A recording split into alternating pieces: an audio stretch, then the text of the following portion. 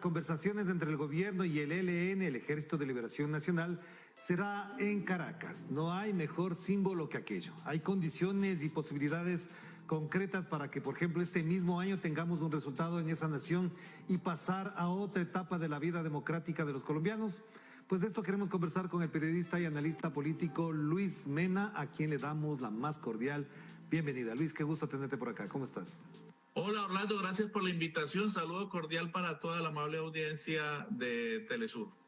Gracias, Luis. De entrada te preguntaría, con el aprecio que tenemos para Colombia, para lo que ha significado el proceso político de ese país, ¿qué significado tiene lo que está ocurriendo en Caracas en este momento? Y como dije en la introducción, moviliza muchas expectativas.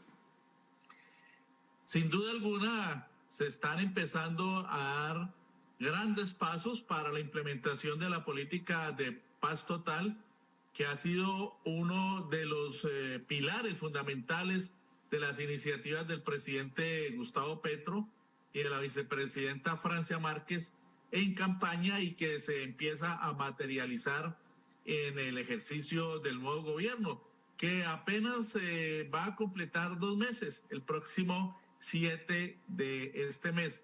De tal manera que hay mucho optimismo, hay unas perspectivas muy importantes. Hasta el momento se conoce de 22 organizaciones, varias de ellas insurgentes, empezando por el Ejército de Liberación Nacional y otras de las denominadas bandas criminales, que han expresado al gobierno del presidente Gustavo Petro su interés por hacer parte de todo el proceso de paz total. Y en ese sentido, el paso dado en Caracas con el Ejército de Liberación Nacional, pues es de suma importancia, de un extraordinario significado, por cuanto el Ejército de Liberación Nacional es la principal guerrilla que pues existe todavía en nuestro país, y frente a la cual no ha sido posible ningún acuerdo a lo largo de los últimos decenios. De tal manera que gracias también a el ejercicio como garante de la República Bolivariana de Venezuela, también de Cuba y el Reino de Noruega, pues se inicia este proceso, este primer paso que se cumplió en la ciudad de Caracas, con la presencia de 2 delegados, de 3 delegados del Ejército de Liberación Nacional, del alto comisionado de paz Danilo Rueda, y también del senador Iván Cepeda, lo mismo que de delegados de la Iglesia Católica, de las Naciones Unidas y de los 3 países garantes. Claro, Luis, pero en circunstancias como estas parecería que todo apunta a que va a tener un éxito, o por lo menos un resultado bastante positivo frente a lo que pasaba en la época del señor Iván Duque. ¿Cuál sería la diferencia sustancial entre los diálogos que terminaron en el 2016-17, cuando hacía de sede de los diálogos de Ecuador, con lo que pasa ahora? Pues imagínese usted que precisamente en Ecuador fueron las últimas exploraciones, y lo que se plantea ahora es retomar ese proceso desde marzo del año 2016, cuando se cumplían las exploraciones de paz entre el Estado y el ELN en Ecuador. De tal forma que durante el gobierno de Iván Duque se cerró la posibilidad de acercamientos, de diálogo. El señor Iván Duque, en su política de hacer trizas la paz, de hacer trizas el acuerdo de paz entre el gobierno, entre el Estado y las FARC, pues también dinamitó los canales con el ELN y clausuró esa posibilidad. Circunstancia en la que también pues participó un atentado que hubo del ELN en una escuela de cadetes en la ciudad de Bogotá. De modo que todo eso concatenó para que el señor Iván Duque pues clausurara también las posibilidades de paz con el ELN.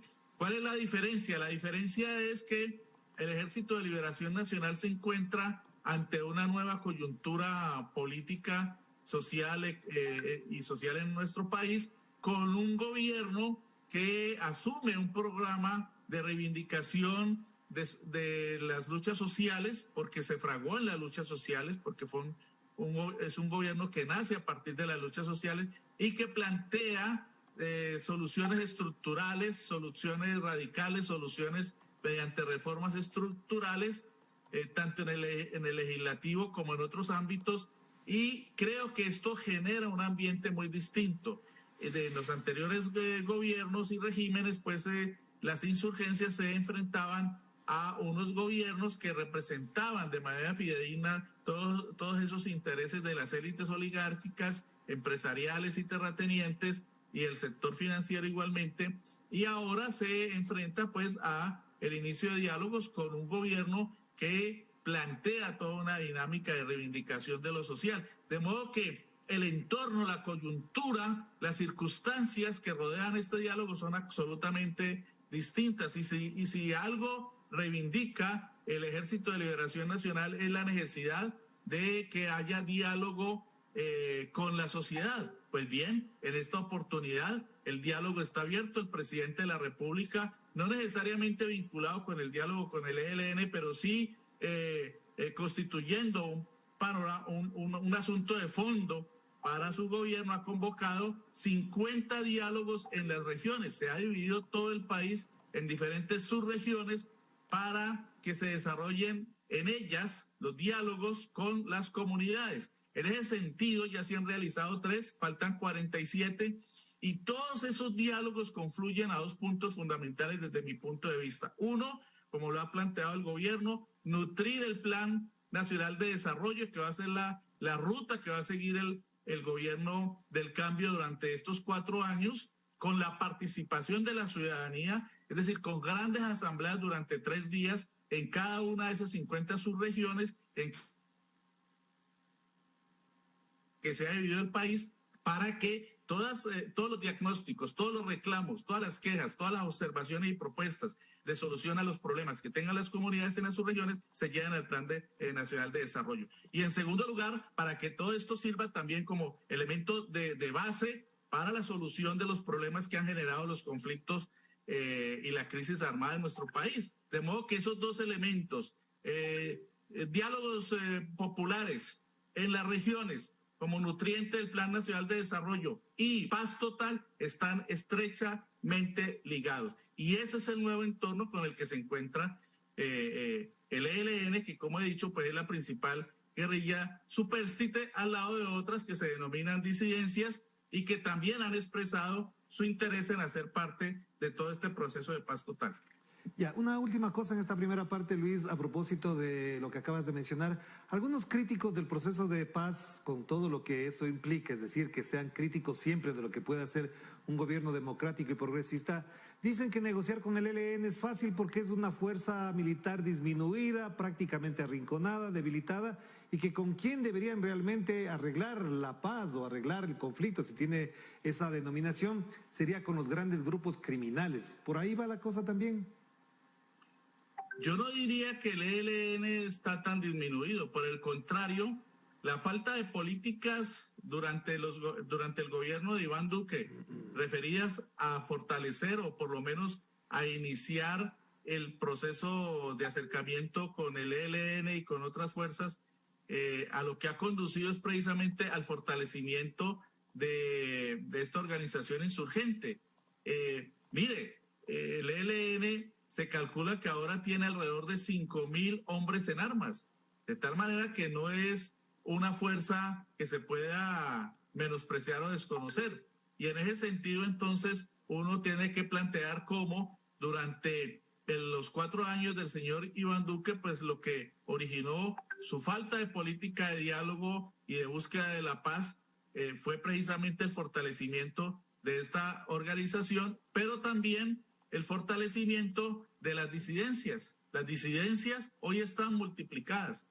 Hay una gran cantidad de disidencias a lo largo y ancho de todo el país, no solamente la de la Segunda Marquetalia, sino también otras numerosas que están diseminadas a lo largo del territorio nacional. ¿Y qué pasó? Que todos estos grupos ELN y disidencias llegaron a copar los territorios en los que se encontraron antes las FARC-EP que luego del acuerdo de paz del 24 de noviembre del año 2016, salieron de esos territorios, se concentraron en unos puntos en los que sus antiguos militantes firmantes del acuerdo de paz entraban a ser parte de la legalidad y esos territorios fueron abandonados por el Estado. ¿Qué ocurrió? Los coparon las fuerzas insurgentes y también muchas bandas criminales. Y se disparó, pues entonces, el ejercicio delincuencial de narcotraficantes y de diferentes organizaciones criminales que han contribuido a generar un ambiente muy negativo de violencia a lo largo de todos estos últimos años, hasta el punto que aquí se cuentan las masacres durante el gobierno de Duque, por decenas, y ni qué decir de los asesinatos de líderes sociales, de líderes campesinos, de defensores de derechos humanos y de firmantes del acuerdo de paz. De modo que todo lo que estamos viviendo es un resultante de la falta de política de paz, de la política de guerra desarrollada por el régimen de Iván Duque, y a lo que ha llegado el gobierno del presidente Gustavo Petro es precisamente a solucionar de manera radical esa circunstancia con su propuesta de paz total, que ya incluso ha iniciado trámite pues en el Congreso de la República con 2 sendas leyes que buscan darle el marco jurídico general a los acuerdos por los que se va a empezar a desarrollar esta estrategia de paz en Colombia. Hagamos una pausa, Luis, para volver incluso pensando en la posibilidad de que esta paz total implique también otros procesos políticos en Colombia, porque evidentemente también hay otros temas por resolver. Vamos a la pausa, enseguida volvemos con Luis Mena para hablar de este proceso de paz total, como ha mencionado el presidente Petro, a la que se está viviendo estos momentos en Colombia y también con las conversaciones en Caracas. Vamos a la pausa.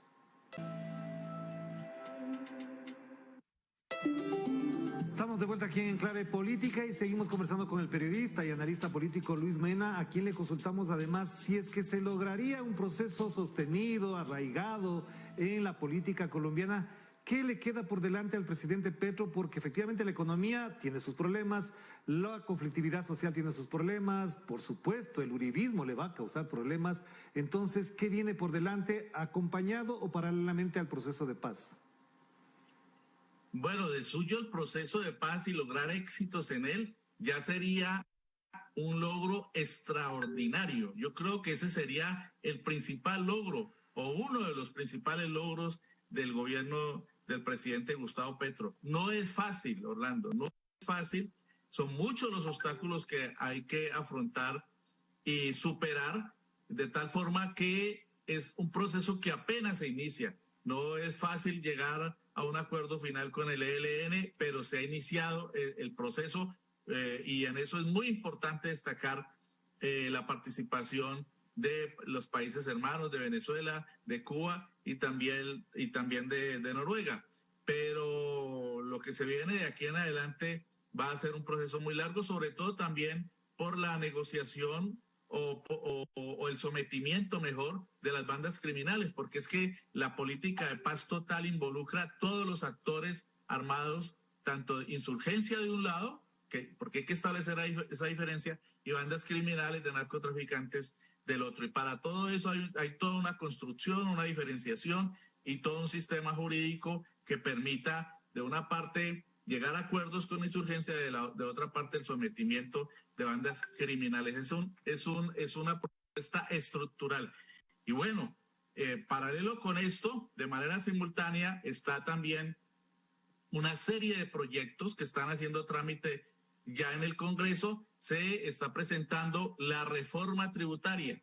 Y la reforma tributaria o reforma para los impuestos en nuestro país, pues está orientada, como nunca antes había ocurrido con otras reformas tributarias en nuestro país, a que sean los más acaudalados, los más poderosos económicamente, los millonarios, los que popularmente se conocen como los ricos, quienes paguen el grueso de los impuestos.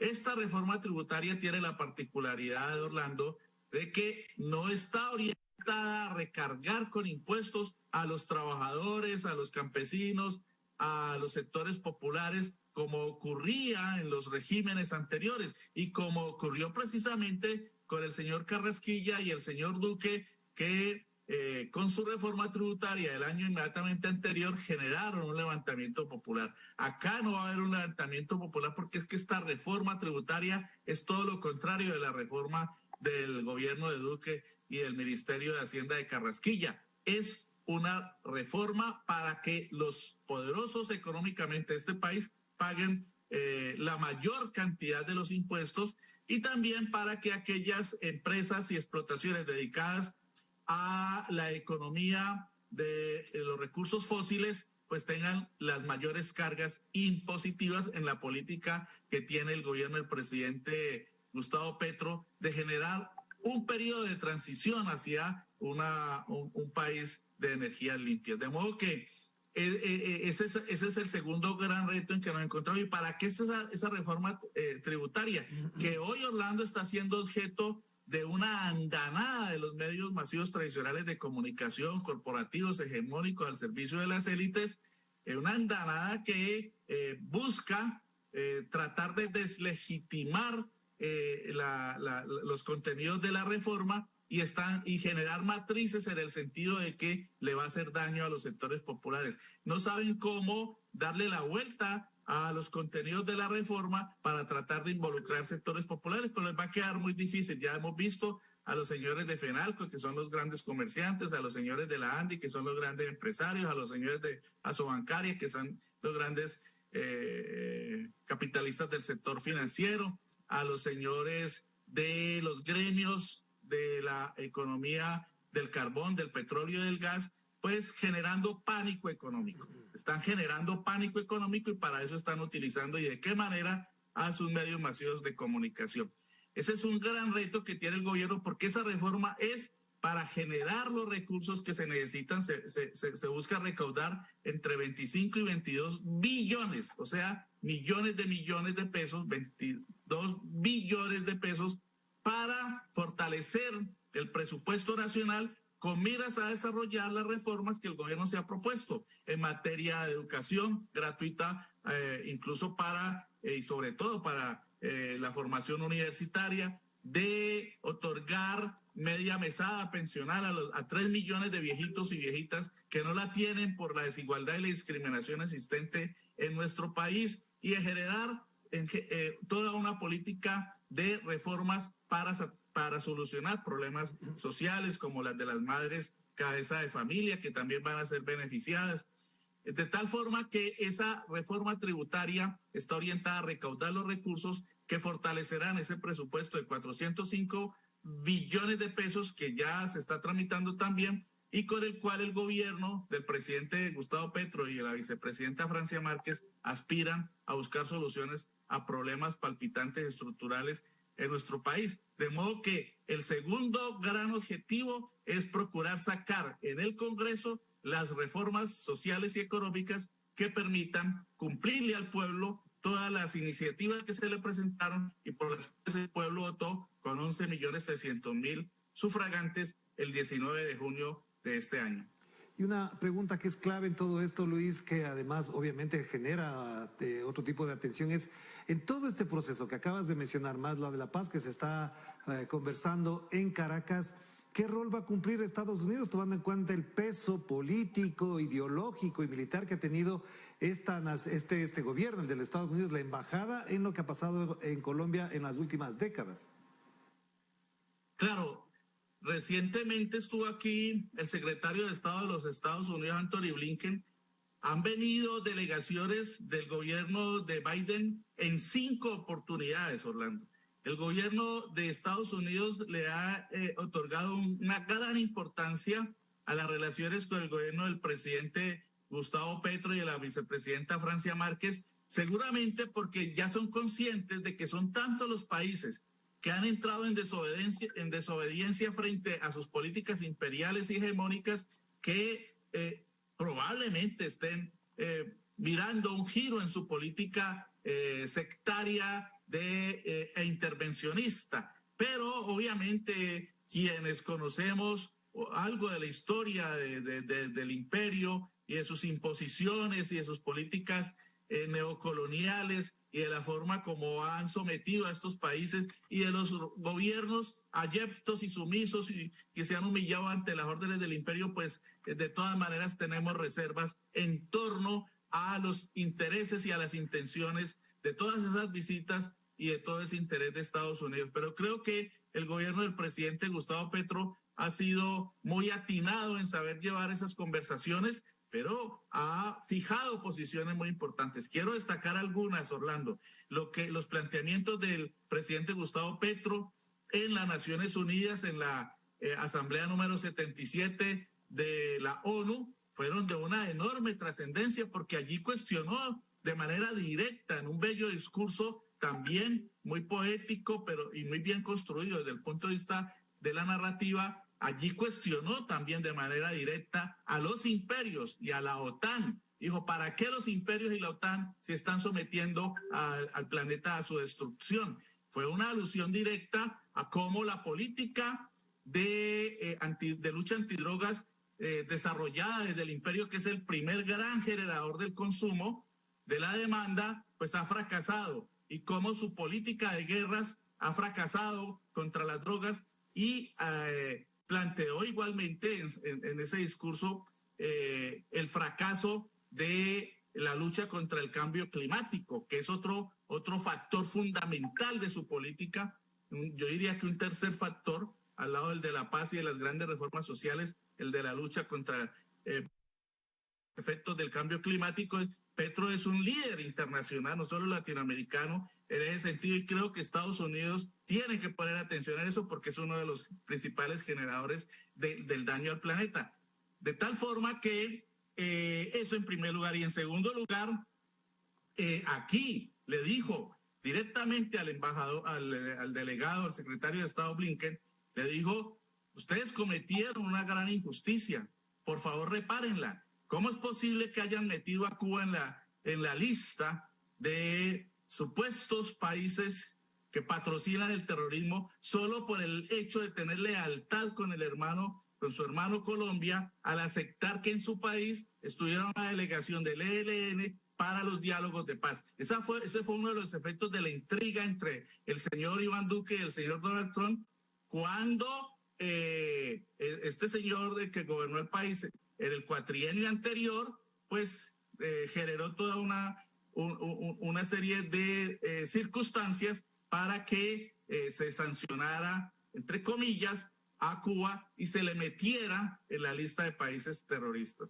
que patrocinan el terrorismo. Pues el presidente Petro le dijo a Blinken allí, en la reunión cara a cara, que eso era una injusticia y que por favor la repararan. De igual manera, el presidente Gustavo Petro restablece relaciones diplomáticas, ya lo hemos visto con la reapertura de la frontera, con la presencia de embajadores en Bogotá y Caracas, etcétera, etcétera, con el retorno de Monómeros, que es una empresa venezolana que había sido entregada al títere Guaidó por el gobierno de Iván Duque. Ese es un ejercicio de gobierno de una extraordinaria importancia, que ha permitido que el gobierno legítimo y el gobierno constitucional de la República Bolivariana de Venezuela, encabezado por el presidente Nicolás Maduro, pues retome la dirección de esta empresa que destruyó la oposición de extrema derecha venezolana y, como se ha demostrado, pues la dejaron sumida